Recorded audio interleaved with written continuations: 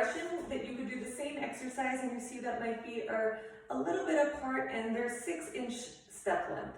So the same thing, you can add head turns, eyes closed, and see what your balance is like. Add the arm motions in different planes, going all the way, different speeds. And then if this is too easy, then you just take it and you can either bring it a little bit closer and see how that is. And then do the same exact thing, doing big and slow, then going fast. You could do this eyes closed and feel what your balance is like. You can add it with a head turn. You can see this is definitely a little bit more of a challenge.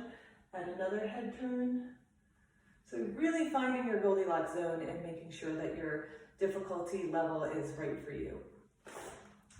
You can also then add it one more stance, or if you want to get a little bit further apart here, you can see what is that stance.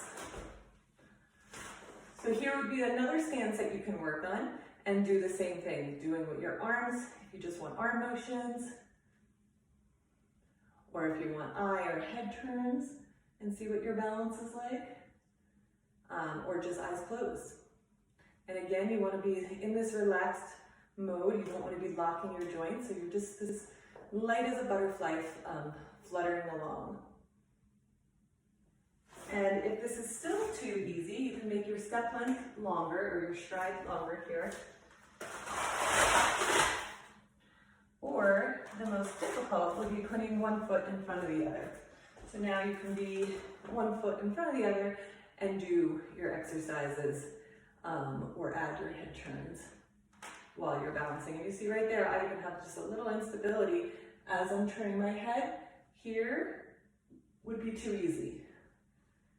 This would be just right. So you need to find that just right exercise that you have a little instability, but you're not going to lose your balance. Another level of difficulty would be switching and having different foam pad densities on each leg. So right now I have a level 1 and a level 2 under each leg. So I'm not on the same type of surface. So this is a lot harder than standing on the same type of density. So you can even have one on the clipper foot pads or the grass foot pads. And again, adding a head turn, and this is definitely a challenge for me to be able to have my feet on different surfaces. Then you can go back and feel them being the same and see how that feels.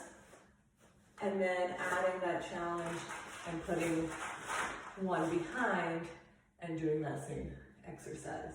So you could switch up, and the same thing, you can have the foot distance a little wider if you want to do sensory weighting and having different types of densities, different heights, different types of foot pads while they're balancing.